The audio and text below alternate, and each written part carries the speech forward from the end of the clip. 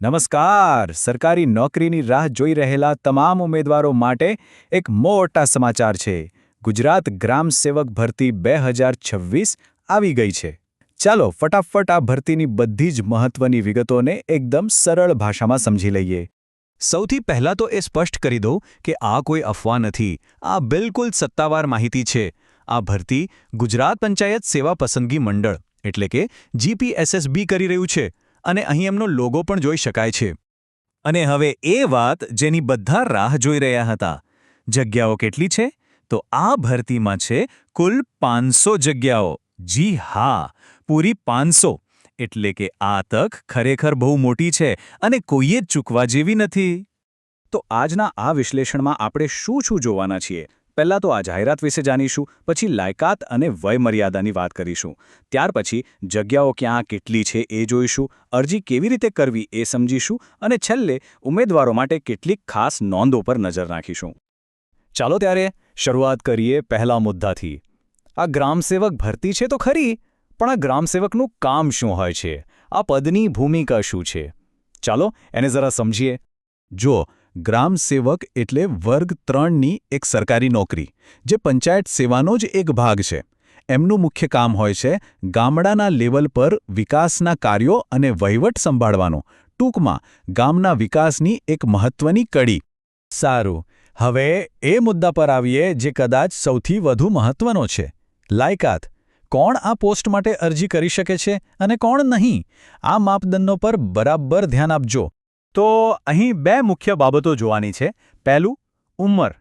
ઓછામાં ઓછી 18 વર્ષ અને વધુમાં વધુ 35 વર્ષ. અને બીજું, ભણતર એટલે કે શૈક્ષણિક લાયકાત.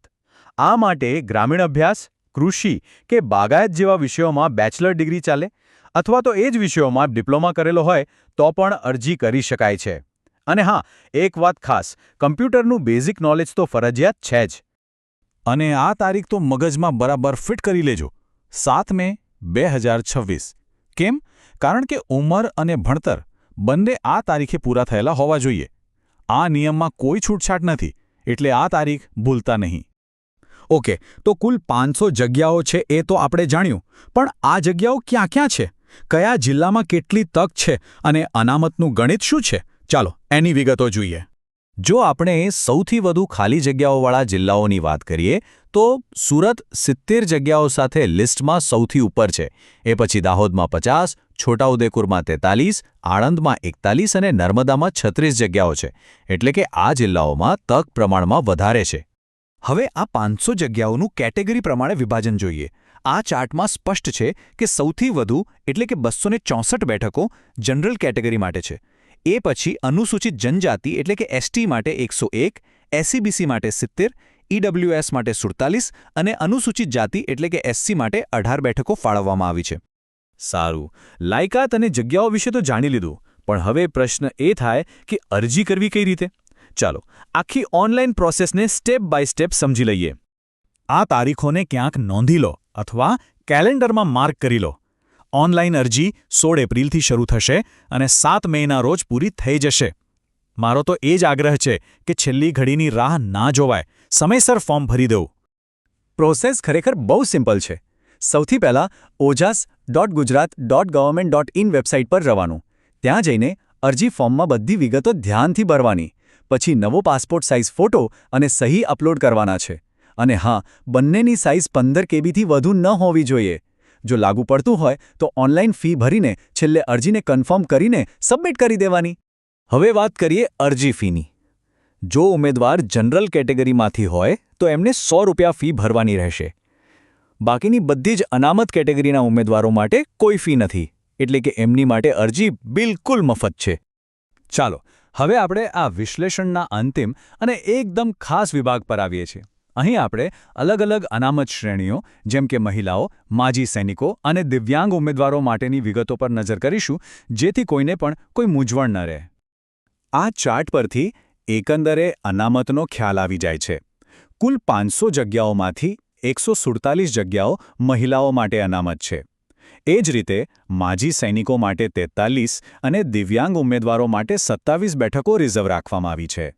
આ બતાવે છે કે ભરતીમાં બધાને સમાન તક આપવાનો પ્રયાસ થયો છે. જેમ આપણે જોયું, માજી સૈનિકો જેમણે દેશની સેવા કરી છે એમના માટે ખાસ 43 બેઠકો અનામત રાખવામાં આવી છે, જે ખરેખર એક સન્માનનીય વાત છે. અને એવી જ રીતે દિવ્યાંગ ઉમેદવારો માટે પણ કુલ 27 બેઠકો ફાળવવામાં આવી છે.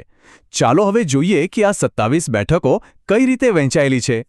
તો આ 27 બેઠકોનું વિતરણ આ મુજબ છે. કેટેગરી એ એટલે કે અંધત્વ અને ઓછી દ્રષ્ટિ ધરાવતા ઉમેદવારો માટે 9 બેઠકો. કેટેગરી બી એટલે કે બહેરાશ અને ઓછું સાંભળતા ઉમેદવારો માટે પણ 9 બેઠકો. કેટેગરી સી જેમાં લોકોમોટર ડિસેબિલિટીનો સમાવેશ થાય છે એના માટે 4 બેઠકો. અને છેલ્લે કેટેગરી ડી અને ઈ જેમાં ઓટિઝમ અને બહુવિધ વિકલાંગતા આવે છે એના માટે કુલ 5 બેઠકો છે. વધારે સ્પષ્ટતા માટે અહીં સત્તાવાર નોટિફિકેશનનો જે એક ભાગ મૂક્યો છે, આમાં કેટેગરી સી હેઠળ કયા પ્રકારની વિકલાંગતાનો સમાવેશ થાય છે તેની વિગતો આપેલી છે, જેથી કોઈપણ પ્રકારની ગેરસમજ ન થાય. અને હા, એક છેલ્લી પણ સૌથી અગત્યની વાત. અનામતનો લાભ લેવા માટે ઉમેદવાર ગુજરાતના મૂળ નિવાસી હોવા ફરજિયાત છે. આ નિયમ ખાસ ધ્યાનમાં રાખવો. તો હવે ગ્રામ સેવકની આ ભરતી વિશેની લગભગ બધી જ જરૂરી માહિતી આપણી પાસે છે. બધી વિગતો જોયા પછી શું લાગે છે?